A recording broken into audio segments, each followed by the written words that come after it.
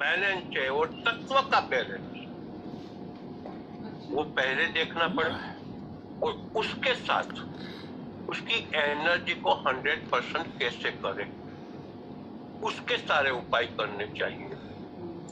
ज्यादातर मेरा मानना जहां तक,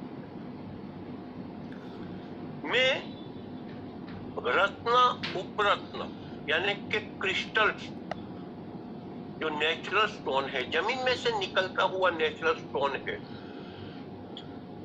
उसको मैं ज्यादा एनर्जिक मानता हूँ। ये मेरी सोच है, मेरी मान्यता है। मैं ऐसा नहीं कह रहा हूँ कि आपको भी इसको यूज करना ही चाहिए, लेकिन प्रयोग जरूर करना है। मैं 20 साल से ये स्टोन थेरापी के ऊपर काम कर रहा हूँ। मैंने आज तक फेंग शुई की कोई चीज अप्लाई नहीं की, क्योंकि मुझे बहुत साल पहले जब मैंने 3 पग वाला मेंढक देखा और उसके मुंह में सिक्का डाल के रखने का दरवाजे के सामने, तब तो मैं इस लाइन में बहुत नया था। लेकिन मुझे हिंदू शास्त्र की एक बात भी याद थी कि खंडित कोई चीज अपने यहाँ अच्छी रिजल्ट नहीं देती है। हिंदू शास्त्र के मुताबिक खंडित हुआ कोई भी चीज को हम विसर्जित करते, अपने घर में नहीं रखते। जो 3 पग वाला मेंढक है, उसके मुंह में कॉइंस रख के दरवाजे के सामने रखने का एक विधान दिया था फेंग शुई के अंदर। वहां से ही मुझे नेगेटिव इसलिए लगा कि 3 पग वाला मेंढक ही पूर्ण नहीं है, उसका 4 पैर पूरे होने चाहिए। एक पैर ही नहीं है। अब आप देखो कि जिसके 4 पैर में से एक पैर नहीं है, वो चलेगा कैसे? और उसके लिए हम कहते हैं कि ये लक्ष्मी प्राप्ति करवाएगा, वही पूर्ण नहीं है तो हमें कैसे पूर्णता प्रदान करेगा?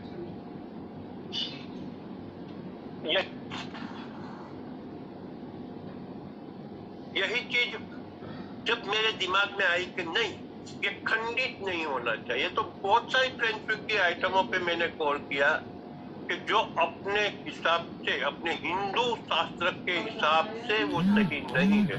मैंने आज तक उसका कहीं प्रयोग नहीं किया है, लेकिन रत्न के ऊपर मुझे पूर्ण विश्वास है, क्योंकि अनादिकाल से वो उपयोग करते आए हैं। राम और कृष्ण के जन्म से पहले भी ये रत्न का उपयोग होता था और आज भी रत्न और उपरत्न का उपयोग होता है। तो आपकी रेमेडी में हो सके तब तक क्रिस्टल के, अगेट के और उपरत्न के बनाए हुए क्रिस्टल चिप्स, कहते हैं तंबल है, पिरामिड है। मैं नेचुरल स्टोन के पिरामिड की बात कर रहा हूँ।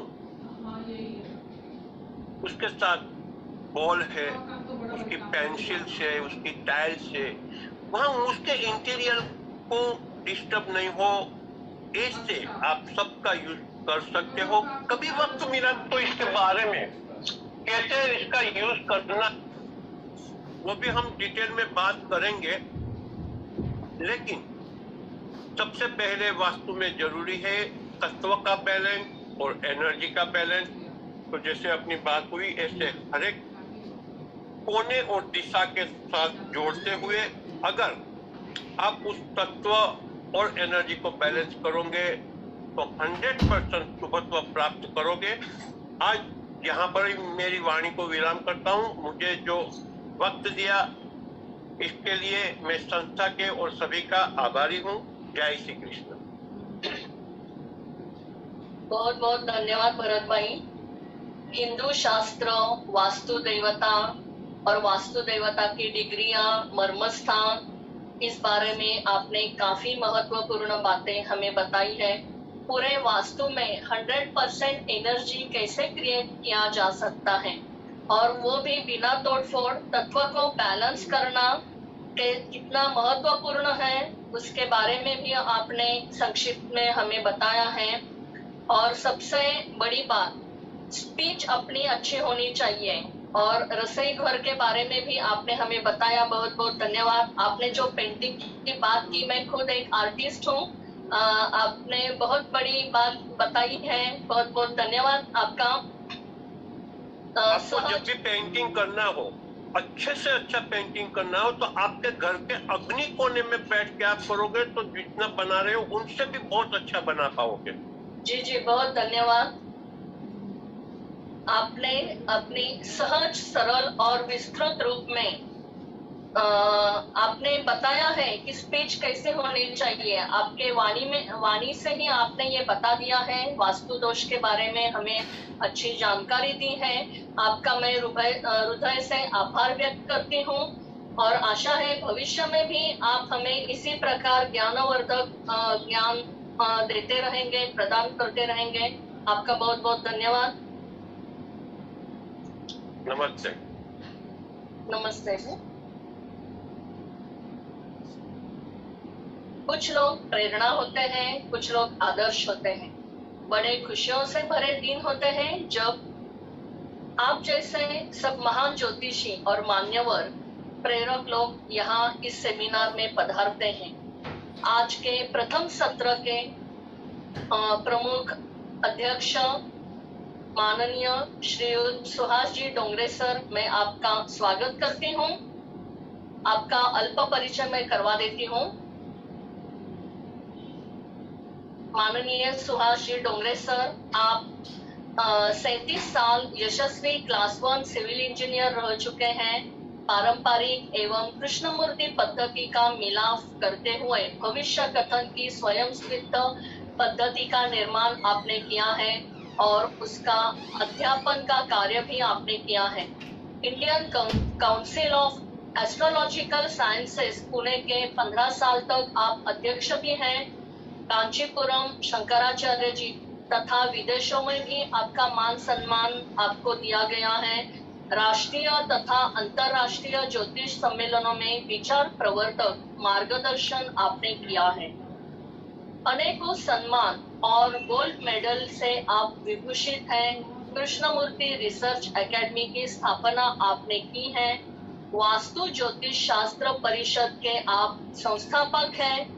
वास्तु ज्योतिष एवं मेडिकल एस्ट्रोलॉजी पर संशोधन करने के लिए आपको यूरोप तथा सिंगापुर में आमंत्रित किया था। 37 से ज्यादा ग्रंथों का लेखन भी आपने किया है और उसका प्रकाशन भी आपने किया है।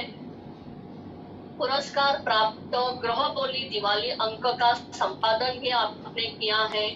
रशिया का विघटन, सद्दाम हुसैन का कुवैत छोड़ना, कांग्रेस पार्टी का दुभाजन, भारत की आर्थिक व्यवस्था, एनरॉल प्रकल्प, भाजपा की सत्ता, ऐसे कई विषयों का भाकित आपने किया है। एक विशेष बात यह है कि पुणे में सबसे पहले केपी का प्रचार करने वाले भी ज्योतिषी आप ही रह चुके हैं और हमारा विशेष सौभाग्य है। हमारा जो आज का प्रथम सत्र जो वास्तु के विषय में हमने रखा था, उस सत्र के विशेष अध्यक्ष के रूप में आपको यहाँ आमंत्रित कर रहे हैं।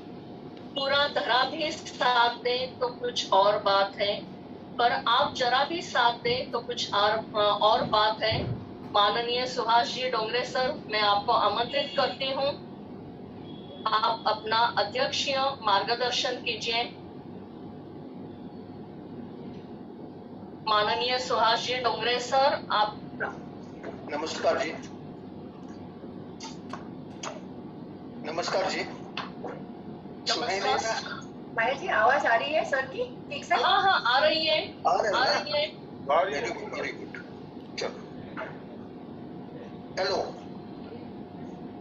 आज का पहला जो सत्र है उसके अध्यक्ष होने के नाते से मैं खुद को बहुत भाग्यवान समझ रहा हूँ, क्योंकि जो वक्ता हैं वो है एक अनिल जी और दूसरे भरत भाई। अभी मेरे ख्याल से अनिल जी से भी मेरी मुलाकात दिल्ली और इसमें यूपी में बहुत बार गई है, हमारी चर्चा भी होगी। अभी आपको देख के शायद पता भी लगेगा। और भरत भाई की तो बात अलग ही है बिल्कुल। अरे हम कलकत्ता में दोस्त थे, फिर उधर इधर गुजरात में हम गए थे, अहमदाबाद में। अरे बहुत शान से वो सम्मेलन अरेंज करते हैं सब जगह, और बहुत मजा आ गया। अहमदाबाद में बहुत से बार मैं गया, लेकिन इस बार जो गया 2019 में बहुत अच्छा लगा, इतने धूमधाम से करते हैं। लेकिन आपका दोनों का जो लेक्चर है वो मुझे बहुत अच्छा लगा। सब रैशनल अप्रोच, सिस्टमेटिक है। और जो डिग्री की आपने बात की, डिग्री की बात, मैं तो खुद सिविल इंजीनियर होने के नाते से रिटायर हो गया, और मैं हमेशा यदि जो प्रमुख दरवाजा है उसका पहले डिग्री देखता हूँ, और डिग्री के मुताबिक ही बाकी सब कुछ करता हूँ। और मेरी थ्योरी और अलग है, मैं वास्तु पत्रिका बनाता हूँ कि ये जो कुछ स्ट्रेस है, क्योंकि मैं पहले ऐसा मानता हूँ कि आइदर वास्तु और एस्ट्रोलॉजी और पत्रिका should always be studied in totality, not in isolation. तो एक नॉर्थ ईस्ट में भरत भाई ने बहुत अच्छा बोले हैं नॉर्थ ईस्ट के बारे में। यदि किचन रहा था क्या हो गया, टॉयलेट रहा तो क्या होगा। Actually vastu is correlated with all your directions and with the panchamahabhutas, अग्नि पृथ्वी वायु जल आकाश। मैंने भी फॉरेन में भी देखा, इधर भी देखा। लेकिन जो कॉन्क्रीट सॉल्यूशन मिलना चाहिए वो उतना मिलता ही नहीं वास्तु में। यदि नॉर्थ ईस्ट में समझ लो टॉयलेट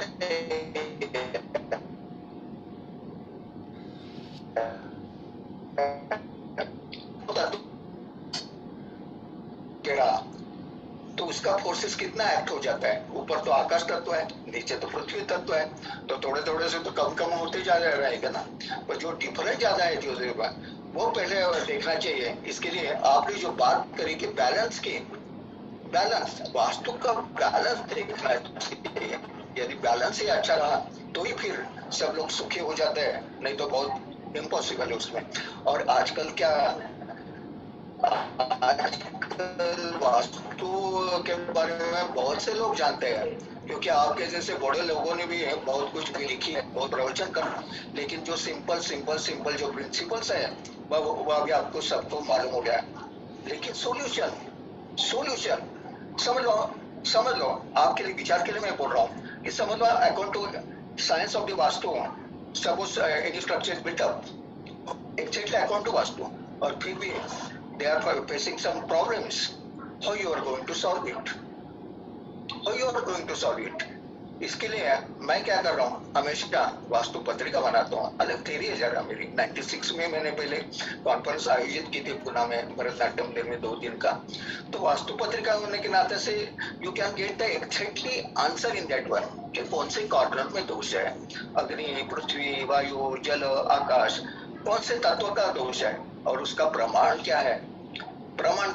और कभी कभी आपको ऐसे भी देखने में हो जाएगा कि नॉर्थ ईस्ट में टॉयलेट है, लेकिन they are not facing any problems, they are prosperous, they are got all this luxury life. फिर क्या, इसका मतलब क्या हुआ? इसका मतलब एक ही है कि उनकी पत्रिका देखना चाहिए।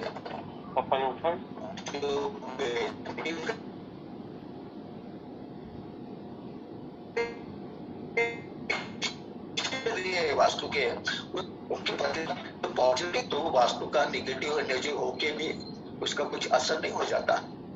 और यदि वास्तु पत्रिका और स्ट्रांग रही है तो फिर बात और अलग ही रहती है उसकी। तो कुछ उसमें कुछ फायदा। लेकिन जो कुछ अपने पास आ जाएंगे वो नेचुरल कैसे रहेंगे? जिनके यहाँ वास्तु दोष है, जिनके यहाँ राहु दोष है, जिनके यहाँ नेपच्यून दोष है, जिन्हें ना जल दोष है। अभी जल दोष इतने ब्रह्म पॉइंट में यदि जल आ गया, कुछ बेल आ गई, कुछ पॉन्ड आ गया कुछ, तो फिर आगे क्या करेंगे? What is solution behind it सब कुछ? मैंने तो मेरे वास्तु के अभी 4 भाषा में 3 ग्रंथ पब्लिश हो गए एडिशन बस। लेकिन इंजीनियर होने के नाते से I want some rational approach naturally. I think you also will approve all this. So vastu का इसके बारे में आप सलाह करें सोल्यूशन के लिए। और हर एक नया एक सब्जेक्ट डिस्ट्रीब्यूट करना चाहिए कि समझ लो नॉर्थ ईस्ट लिया, सिर्फ साउथ ईस्ट लिया, साउथ वेस्ट लिया, नॉर्थ वेस्ट लिया, कि क्या क्या है। और बहुत से लोगों को मालूम नहीं कि ऊपर दिशा में कौन सा भी मेन डोर कभी होना ही नहीं चाहिए बेसिकली। अभी होना ही नहीं चाहिए, ये तो बात अलग है, दिस इज थ्योरी। पर प्रैक्टिकल क्या? अभी वास्तु का क्लास में लेता तो एक स्टूडेंट मुझे पूछती थी कि सर जरा हमारे वास्तु देखने के लिए आ जाएंगे क्या? तो नॉर्थ ईस्ट कॉर्नर में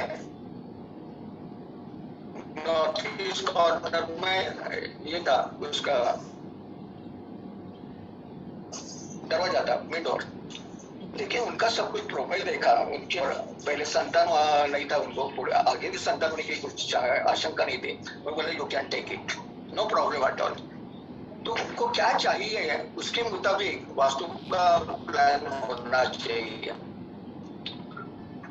वास्तु जो है इतना आप, मैं तो बहुत बार प्लान, बहुत से आर्किटेक्ट मुझे मिले जुले हैं, वो भी सीखते हैं मेरे पास। उनको बोलते हैं भैया पहले प्लान ही सशक्त होना चाहिए आपका, वही विदिशा में रहे तो क्या फायदा उसका।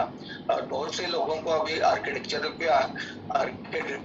के असिस्टेंट है वो आजकल क्या साइन कर देते हैं, उनको नॉर्थ ईस्ट भी नहीं है मालूम, नॉर्थ भी नहीं डालते, जिधर चाहे उधर नॉर्थ लाइन डाल देते, ड्रॉ करते हैं, बोलते चलो जाओ, क्योंकि जो क्लाइंट है उनको नहीं मालूम होता ना विदिशा करें तो हर एक का बेरिंग है ना, किचन का प्लेटफॉर्म है उसका बेरिंग, टॉयलेट का डोर है उसका बेरिंग, हर एक का बेरिंग जितना है वो ना, जितना आप स्टडी करेंगे उतना वो कमी रह जाएगा, क्योंकि वास्तु शास्त्र ही ऐसे है, that is miracle science and it is connected with the invisible forces rather than the visible forces.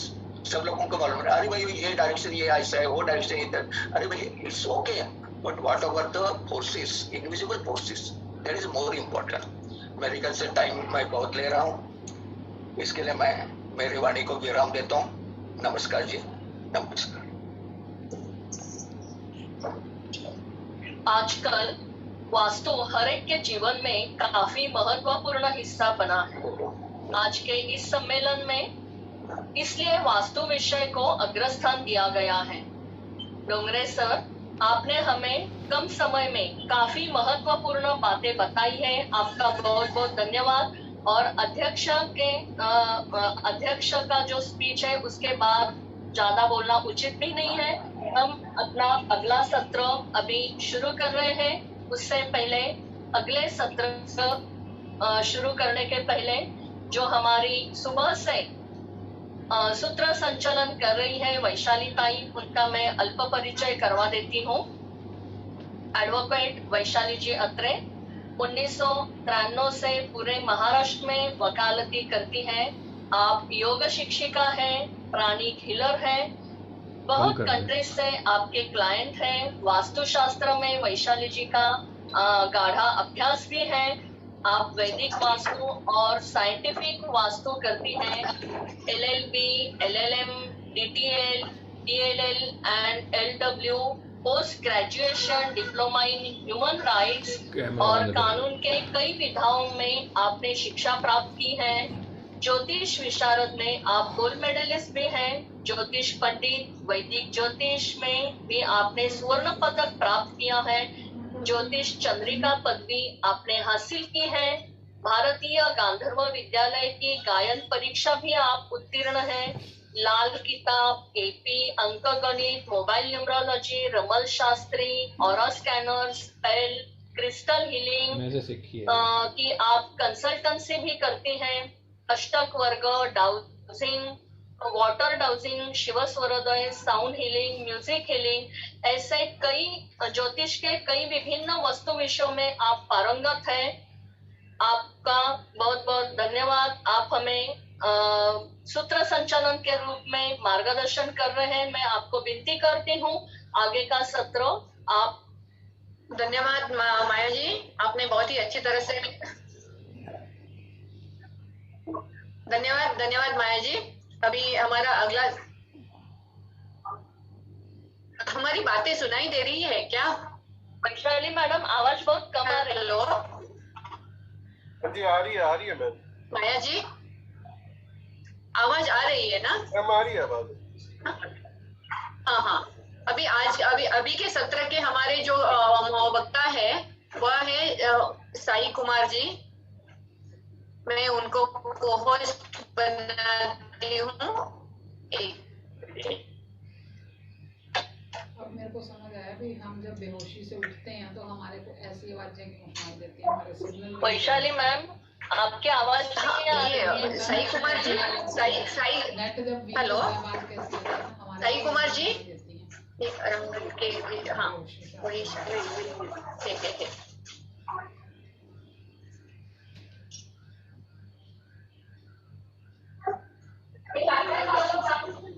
Sai Kumar ji, आप हेलो, आवाज सुनाई दे रही है? यस, नमस्कार मॅडम. नमस्कार. नमस्कार, आवाज येतो ना व्यवस्थित? मैम, आपकी आवाज बहुत coming, कम आ रही है।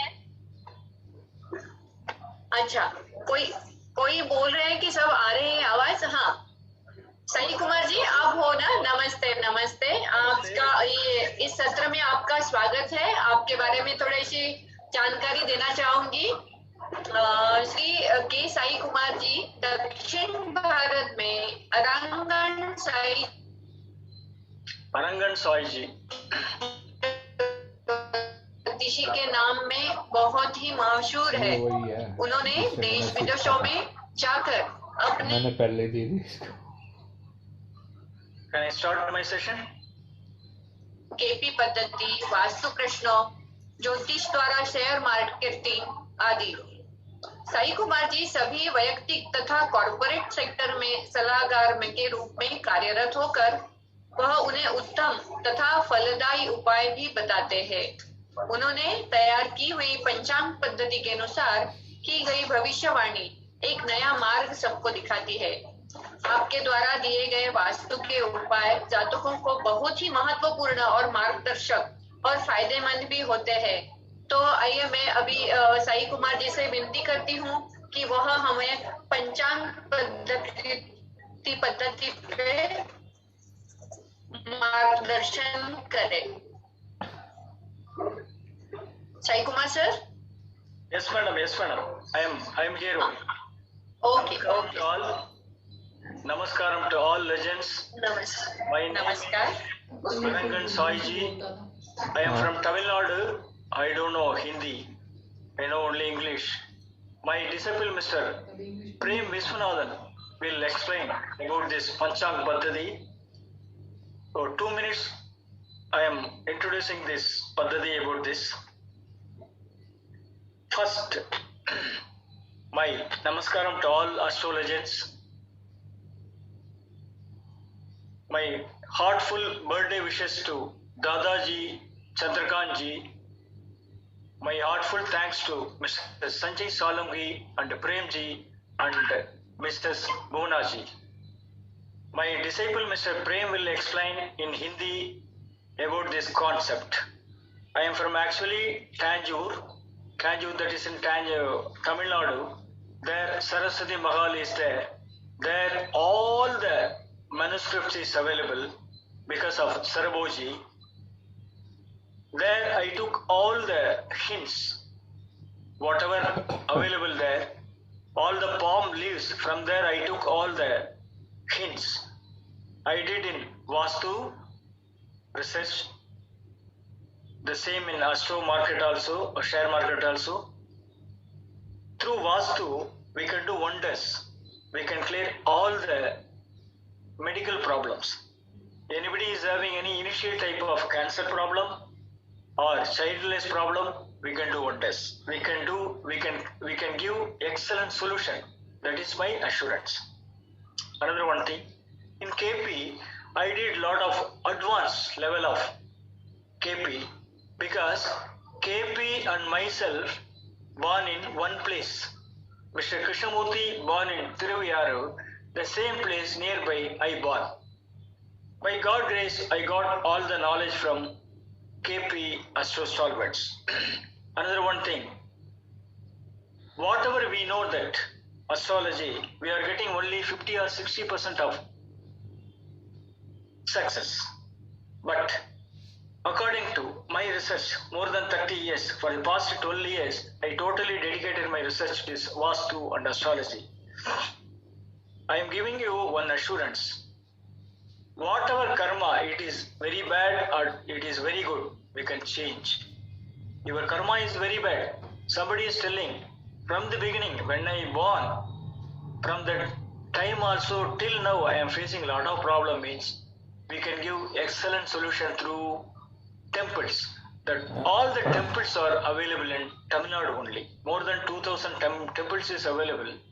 Temples are available, but I did research more than 1200 temples. I will give according to your horoscope. For 108 padas we have the temples. For 12 rasi we have the temples. For 15 Krishna Bhashya Tithi we have the temples. For Shukla Bhashya Tithi 15 we have the temples. For Karnadipati 11 we have the temples. For 27 Yoga we have the temples. So all we have all the problems, any problems, we can give excellent solution.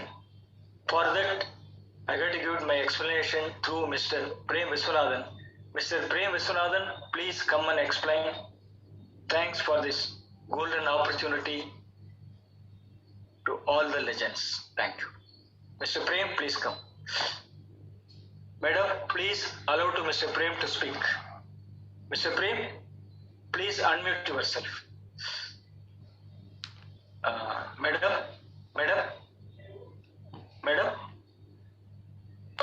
हाँ sir आवाज ठीक से आ रही है आपकी? I don't know Hindi. My disabled Mr. Prem will explain. Prem Viswanathan, who is in this group, Prem Viswanathan, please unmute himself. Do the terms. He will explain everything. Sir, yeah, definitely. Please. But your voice is breaking actually. Now it is okay. My voice is okay. Yeah, now okay. Yeah. You can continue. Everything. Mr. Prem, please unmute Mr. Prem. Madam, please. Just a sec. I'll allow him. Yeah. Mr. Prem is there, right? I'll Yeah, Prem Vis. just a sec, huh? Yeah, please. Sorry for the disturbance. I don't know Hindi, please forgive me.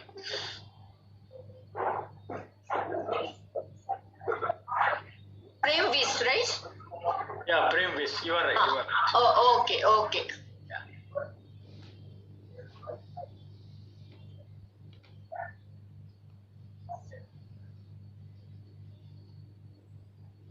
Hello, my voice is clear?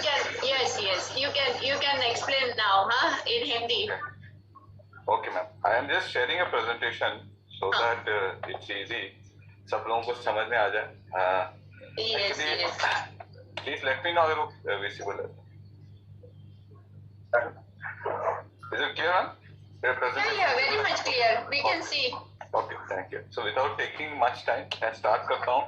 So actually ये जो पंचांग पद्धति है already मतलब जो है कि एक बहुत अच्छा प्लेटफॉर्म है. मैं थैंक यू करना चाहूँगा चंद्रकांत शिवाली जी का कि एक अपॉर्चुनिटी दिया कि हमें इस पद्धति के बारे में बात करने का मौका मिला. तो ऑलरेडी जैसे राजेश वशिष्ठ जी और ज्योति मैडम इन लोगों ने इसके ऊपर काफी अध्ययन करके रिसर्च वगैरह मतलब किया है और इसको बताया. तो मैं इसको थोड़ा सा एक्सपेंड करके बताना चाहूंगा. और वो शुरू करने से पहले मैं सबसे पहली चीज बताना चाहूंगा अबाउट अरंजन साई सर. मैं इनसे ये पद्धति पिछले कुछ वर्षों से सीख रहा हूँ और मतलब मेरे को बहुत अच्छे रिजल्ट मिले हैं और पंचांग के अलावा भी बहुत कुछ उनसे सीखा है. तो सबसे पहले हम जस्ट मैं बताया जाता हूँ कि ये जो नाम है अरंगन, ये एक्चुअली तमिलनाडु में एक बहुत बड़ा मंदिर है श्रीरंगम बोल के, जिसके अधिष्ठात्री भगवान जो है वो महाविष्णु है. सो महाविष्णु का ये जो मंदिर है, इस मंदिर में श्री रामानुजाचार्य जो अद्वैत वेदांत के एक महान व्यापक थे, उन्होंने वहां पे मतलब जो है काफी सारी चीजें बताई, लोगों को सिखाया और उनका वहां पे जीव समाधि भी है, ऐसा हम मानते हैं. सो अब इस मंदिर की क्या विशेषता है और ये पंचांग से कैसे जुड़ता है, मैं इसके बारे में थोड़ा बताना चाहूंगा.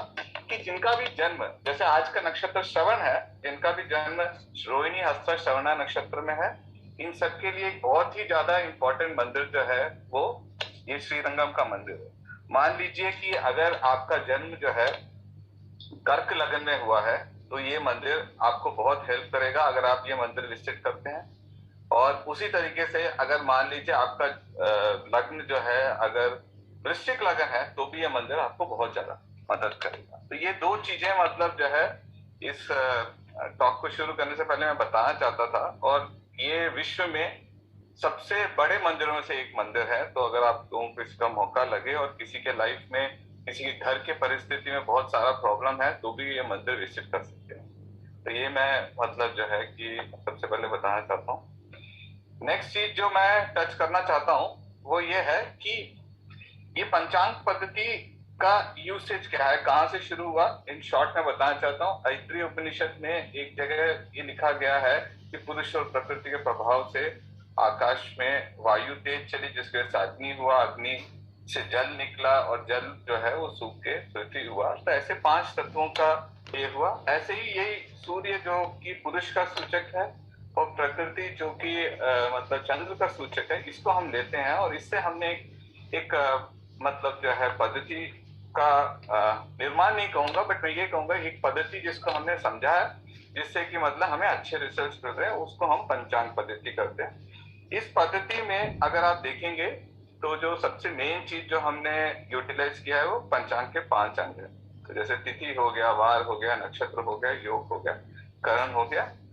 अब जब भी कहीं पे भी मंदिरों में पहले पंचांग का श्रवण होता था तो पंचांग के श्रवण में अगर आप देखेंगे तो बोलेगा तिथि से आपको श्रेय मिलता है, वार से आपको आयुष मिलता है, नक्षत्र से आपके पाप हरते हैं और योग से आपका रोग निवारण होता है और कर्ण जो है वो आपको कार्य सिद्धि देता है। तो ये पंचांग का मूल आधार है। इसके बगैर हम पंचांग या किसी भी एक जन्म कुंडली, प्रश्न कुंडली या किसी भी मतलब ज्योतिष विद्या के अंदर हम उतरते नहीं है जब तक हम उसका पंचांग नहीं देखते। उसके बाद अगला चीज जब हम उसमें आगे बढ़ते हैं तो हम ये देखते हैं पंचांग के 5 अंग क्या करते हैं। वार होता है, जैसे हमने बताया कि जो दिन हम देखते हैं वो सूर्य से जो दिन देखते हैं उसको हमने वार कहा।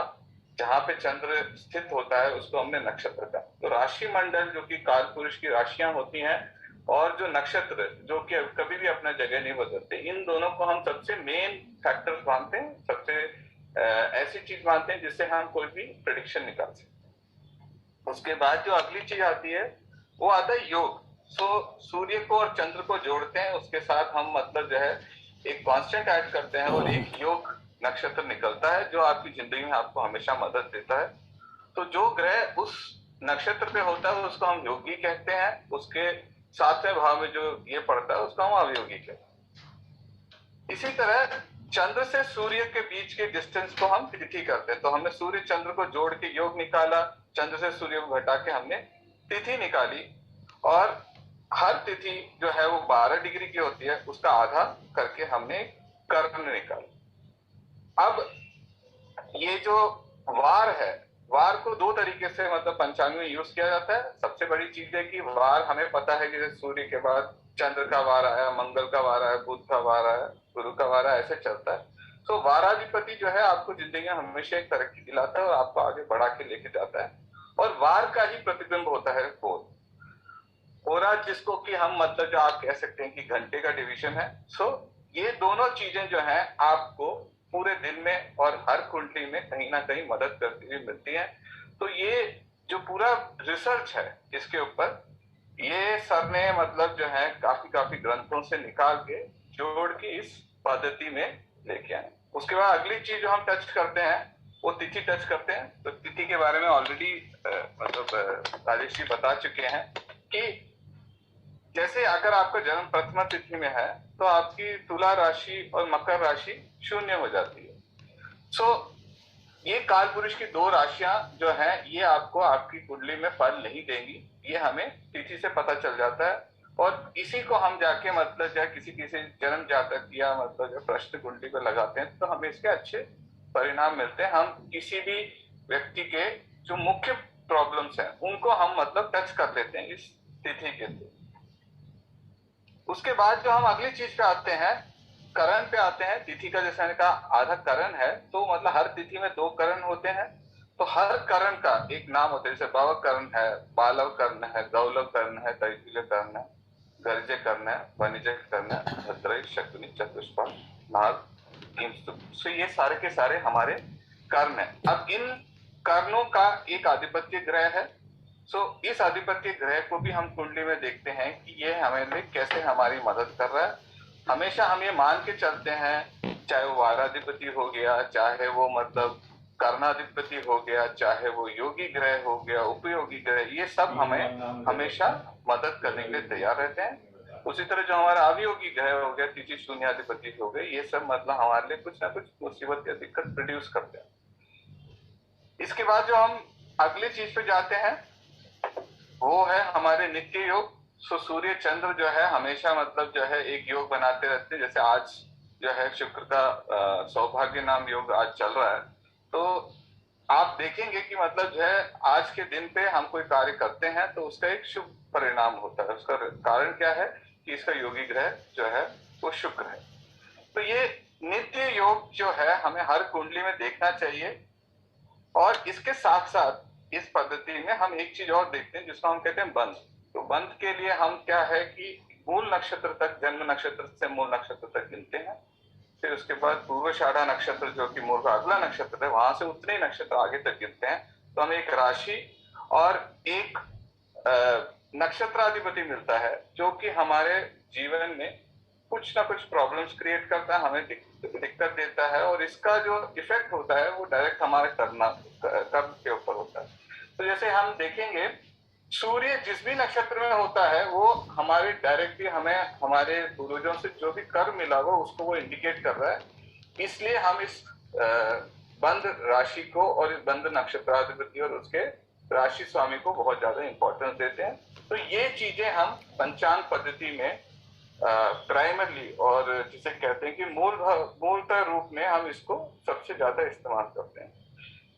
ये इस थियरी का जिस्ट है। उसके अलावा जो दूसरी चीज मैं बताना चाहूंगा वो ये है कि ये पूरी पद्धति है, हमने इसका नाम पंचांग पद्धति दिया हुआ, बट ये पद्धति जो है वो वास्तविक में पराशर पद्धति है। तो हम जहाँ पे भी जो भी रूल्स यूज कर रहे हैं और जो भी मतलब रिसर्च यूज कर रहे हैं, ये सब पराशर सिस्टम के अंदर से निकल के आया हुआ है।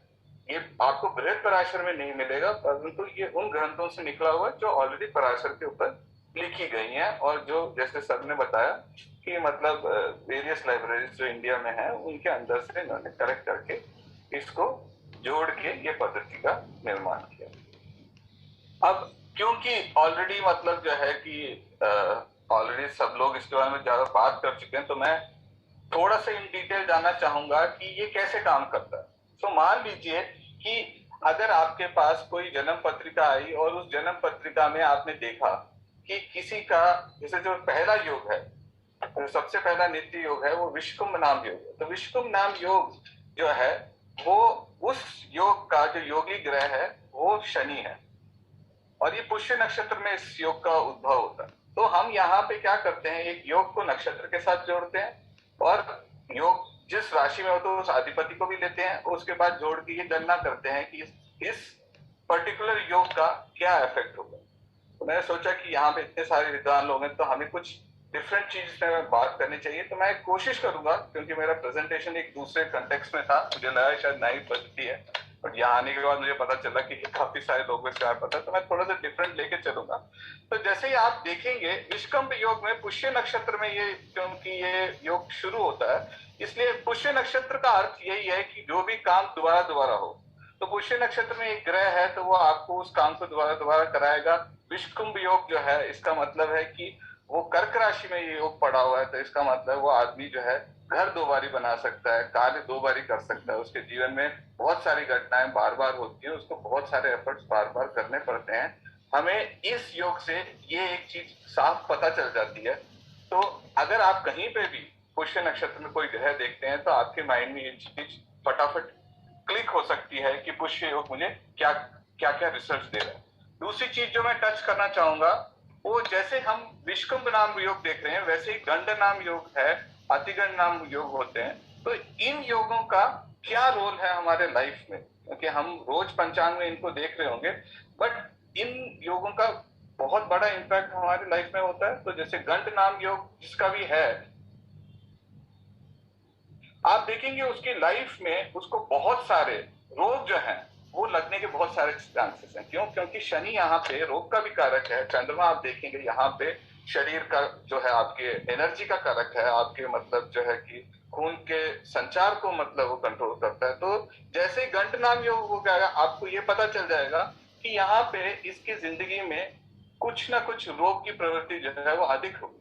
बाकी लोगों के मुकाबले इनको बहुत सारे रोग लगने की जो चांसेस है वो हाई है। फिर उसी तरह से आप परिग्रह योग पे हम आते हैं। परिग्रह योग अगर हम देखेंगे तो हम बहुत साफ बता सकते हैं जिनका योग परिग्रह है उनके आदतों में कुछ ना कुछ बुराई जो है उभर के आएगी। तो हो सकता है कि मतलब जो है कि परिग्रह नाम योग में कोई व्यक्ति जन्म ले रहा है और उसके बाद उसका अगर मतलब जो है चंद्र भी मतलब जो है स्ट्रांग उसको इन्फ्लुएंस डाल रहा है तो उसको ड्रिंकिंग जैसे या और भी मतलब जो है असामाजिक आदतें जो है वो लग सकती।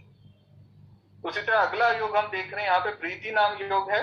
तो प्रीति नाम योग में हम देख रहे हैं कि ये योग जो है बुध से अद्वितीय में ये योग है। तो हम ये देखेंगे कि प्रीति नाम योग के लोग जो हैं बहुत सारे एस्ट्रोलॉजी में अभी भी हमारे पास 120 लोग हैं। बहुत सारे लोग अगर आप उठा के देखेंगे तो आप देखेंगे कि एस्ट्रोलॉजी में ज्यादातर जो लोग आते हैं और जो बहुविद्या में रुचि रखते हैं वो सारे लोग जो हैं तकरीबन प्रीति नाम योग से ही जुड़े होते हैं। और प्रीति नाम योग के लोगों के लाइफ में अगर आप देखेंगे तो आपको दिखाई देगा कि उनकी जिंदगी में ये लव मैरिज है, उनके फैमिली में लव मैरिज, ये सारी चीजें बहुत सामान्य सी बात है। उसी तरह व्यागत नाम योग, व्यागत नाम योग में आप अगर देखेंगे कि उनको संतान कष्ट जो है वो सबसे ज्यादा उनके लाइफ में आपको दिखाई देगा। तो ये सारी चीजें जैसे आपके सामने एक चार्ट आएगा आप बहुत जल्दी मतलब जो है उस चीज को पकड़ के आप उनको बता सकते हैं कि आपकी लाइफ में ये पर्टिकुलर प्रॉब्लम है और आपको इसका मतलब जो है कुछ ना कुछ उपाय करना चाहिए और इसको ठीक करना चाहिए। उपाय के लिए जैसे सर ने बताया हम बहुत सारे मंदिर है साउथ इंडिया में इसका इस्तेमाल करते हैं और इसको रख के मतलब जो है हम लोगों के प्रॉब्लम्स को ठीक करने के लिए उनको मदद करते हैं। उसी तरह मैं एक और एग्जाम्पल देखना चाहता हूँ जो टिपिकली देखा गया शूल नाम योग। आप देखेंगे शूल नाम योग व्यक्ति अपने फैमिली में खुद को बहुत सारा कष्ट देता है। सो ये जिस्ट है जो मैं देना चाहता था योग के बारे में, क्योंकि मैं चाहता था कि लोगों को ये पता चले कि योग हमारी लाइफ में कैसे कैसे मतलब हमारे जिंदगी में कितना इम्पैक्ट डालते हैं। उसी तरह मैं कुछ और भी चीजें बताना चाहता हूँ कि जो अभी तक लोगों को नहीं पता है, एटलीस्ट मुझे नहीं पता था जब तक मैंने पढ़ती शुरू नहीं की। जैसे विश्वकर्म नाम योग है। विश्वकर्म नाम योग में कोई व्यक्ति अगर जन्म लेगा चाहे कैसे भी उसकी कुंडली हो, उसके फैमिली में उसको या उसकी वाइफ को डेफिनेटली स्पाइनल कॉर्ड और बोन रिलेटेड इश्यूज का प्रॉब्लम आएगा ही आएगा। इसको मतलब जो है कि वो खुद देख सकते हैं। सूर्य की दशा जब विश्वकर्म नाम योग में चलेगी तो हम ये डेफिनेट बोल सकते हैं कि उनको हॉस्पिटलाइजेशन के इश्यूज डेफिनेट होंगे बोल के। तो इसके लिए मतलब जो है कि एक बहुत बड़ा जो मतलब हमारे पूर्वज जो हमें दे के गए हैं कि जो योग की दशा है उसकी गति कभी चेंज नहीं होती, वो कांस्टेंट रहती है। चाहे कुंडली कैसे भी हो, योग जो है अपने दशा में अपने रिजल्ट देगा ही देगा। वो कितना छोटा कितना बड़ा वो कुंडली टू कुंडली डिफर कर सकता है, बट आपको ये जरूर पता चलेगा कि ये योग जो है आपकी जिंदगी में ऐसा एक इफेक्ट दे रहा है। दूसरी चीज जो मैं बात करना चाहता था ये तिथि के रिगार्डिंग में है कि मान लीजिए आपका जन्म प्रथम तिथि में हुआ। प्रथम तिथि में अगर आप देखेंगे कि सप्तमी तिथि और दशमी तिथि जो है वो तिथि शून्य हो जाती है। तो मान लीजिए आपका जन्म सप्तमी तिथि और प्रथम तिथि में हुआ है और विश्वकर्म योग में अगर आपका जन्म ले गया तो आप डेफिनेटली कह सकते हैं उनके मैरिज लाइफ में 100% प्रॉब्लम होंगी। इसमें हमें मतलब कोई डाउट या कोई जिसे कहते हैं कि संशय करने की कोई जरूरत नहीं होती, क्योंकि उनके लाइफ में ये प्रॉब्लम किसी न किसी दशा में उभर के आ ही जाएगी, क्योंकि योग उसको ये चीज बता रहा है। और जैसे मैंने बताया योग का सिद्धांत यही है, सूर्य जो कि पिता का कारक है, चंद्र जो कि माता का कारक है, ये दोनों जो हमें पूर्व पुण्य हमें दे रहे हैं, इससे हमारे योग बन रहे हैं और ये योग हमारी जिंदगी में 100% फलित होते हैं। और जितने भी हमने ये पंच अंगों की बात की, ये सारे के सारे 5 अंग कहीं ना कहीं हमारी जिंदगी में कुछ ना कुछ काम करते ही करते हैं। दूसरा एक और पॉइंट मैं टच करना चाहूंगा, ये मुझे पता है कि मतलब इस समय थोड़ा कम है। दूसरा चीज जो मैं टच करना चाहूंगा वो है वाराधिपति के ऊपर। टिपिकली मतलब जो है कि मैंने ये देखा कि वार देखने के बहुत सारे सिद्धांत हैं। वार देखने का सिद्धांत ये है कि आप जिस वार में पैदा हुए सूर्योदय के हिसाब से देखें, आप पक्ष के हिसाब से वार देख सकते हैं। तो वाराधिपति और होराधिपति के बीच में बहुत अच्छा कनेक्शन होना अच्छी कुंडलियों की निशानी होती है। जैसे आप फॉर एग्जाम्पल आप ले लीजिए कोई ऐसी कुंडली जहां पे सूर्य जाके सबसे पहले शुक्र को टच कर रहा है, हमें पता है कि उसकी लाइफ में एक मैरिटल प्रॉब्लम जो है वो आने की बहुत बड़ी परिस्थिति है। सो वार जो है जैसे जैसे जुड़ते हैं चीजों के साथ हमें पता। तो अगर हमने कहा किसी का जन्म रविवार के दिन प्रथम तिथि में विश्वकर्म नाम में हो गया, तो हम एक डेफिनेट तरीके से बता सकते हैं कि इनके मैरिटल लाइफ में एक प्रॉब्लम है, जिसको हम फटाफट मतलब जो है कि हम उनको बता सकते हैं कि ये प्रॉब्लम इस वजह से है और आप इसका ये परिहार कर सकते हैं। पॉइंट्स हैं जो कि आप एक कुंडली को छूते ही उठा सकते हैं, और यही चीजें आपकी प्रश्न कुंडली पे भी आप ये मान सकते हैं कि 80 to 90% डेफिनेट काम करते हैं। सो पंचांग पद्धति की जो सर का जो रिसर्च है, उस रिसर्च का जो एडवांटेज है वो यही है कि जैसे जो शुरू के ज्योतिष के जो जानकार हैं वो कैसे मतलब जो है एक पद्धति के अंदर बहुत जल्दी फलित तक पहुंच सकें और उस फलित को बता के मतलब जो है कि वो सही मार्गदर्शन कर सकें। यही हमारी इस पद्धति का सबसे बड़ा प्लस पॉइंट है। मेरे पास एक दो चार्ट्स थे जो मैं दिखाना चाहता था और कैसे ये पद्धति इसके ऊपर काम कर रही है बोल के। तो मैं एक चार्ट उठा रहा हूँ। ये है एक 16 जून 1990 दिल्ली का चार्ट था जो रिसेंटली हमने देखा था। तो यहाँ पे अगर आप देखेंगे कि इस पर्टिकुलर चार्ट में जो इनका जो जन्म हुआ है वो आयुष्मान योग में हुआ है। तो आयुष्मान योग में अगर चंद्र कमजोर हो गया, सबसे बड़ी चीज हम ये बता सकते हैं कि मदर के साइड में बहुत सारे प्रॉब्लम्स आएंगे। ठीक है, सो बहुत सारे प्रॉब्लम्स आएंगे, बहुत सारे लोग जन्म के साथ साथ गुजर जाएंगे। ये सब चीजें हम इस योग को देख के बता सकते हैं और ये आपको बताने में ज्यादा टाइम भी लगेगा। जैसे आपने योग को देखा, आप इमीडिएटली इसके बारे में बता सकते हैं। उसी तरीके से आयुष्मान योग के केस में हम देखते हैं कि केतु जो है वो योगी ग्रह है, राहु जो है वो अवयोगी ग्रह है। यहाँ पे हम देख रहे हैं कि अवयोगी ग्रह खुद एक कमजोर राशि में बैठा हुआ है, फिर भी वो उसको प्रॉब्लम करेगा ही करेगा। यहाँ पे वो शनि के साथ बैठा हुआ है। हम एक चीज डेफिनेट बता सकते हैं कि इसकी जिंदगी में कर्म क्षेत्र में प्रॉब्लम्स होगा ही होगा।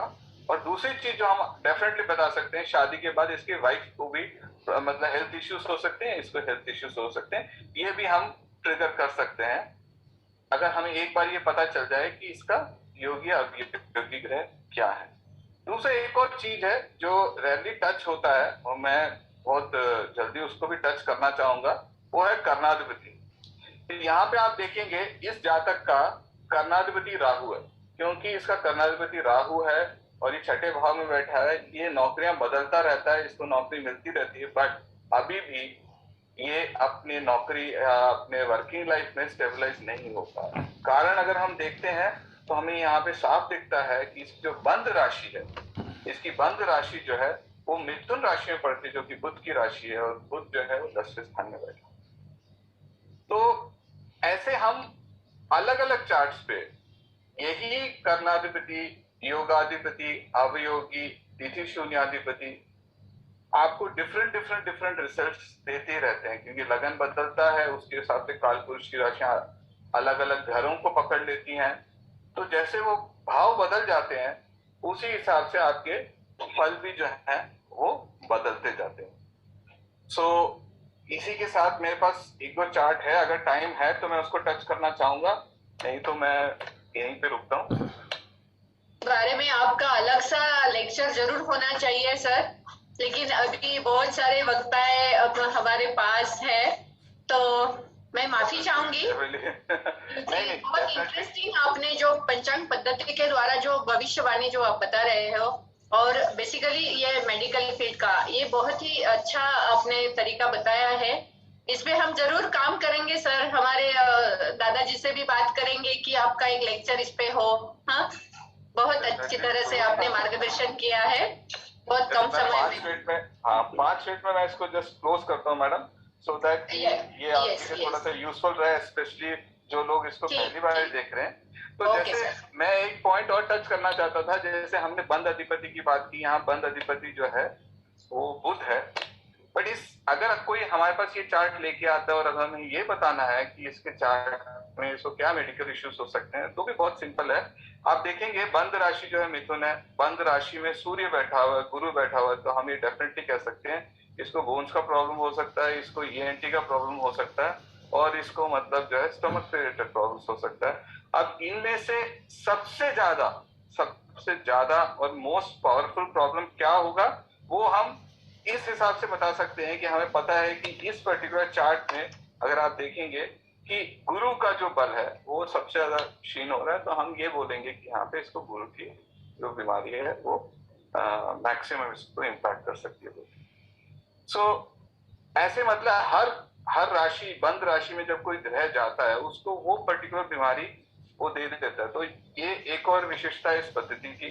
तो मैं ज्यादा टाइम नहीं लूंगा, मैं इसको यहीं पे मतलब स्टॉप करूंगा। मैं ये बताना चाहता था कि मैं बहुत डाई हार्ड फैन हूँ नाड़ी का, तो मैंने सागर जी के बातें सुनी, तो आई एम वेरी इम्प्रेस। और मतलब जो है कि बहुत कम लोग होते हैं जो नाड़ी के बारे में इतना अथॉरिटेटिवली और इतना अच्छा बोलते हैं। तो मैं टोटल ग्रेटिट्यूड से और बाकी सब लोगों के लिए भी मेरे मतलब बहुत आभार व्यक्त करता हूँ कि आपने अपॉर्चुनिटी।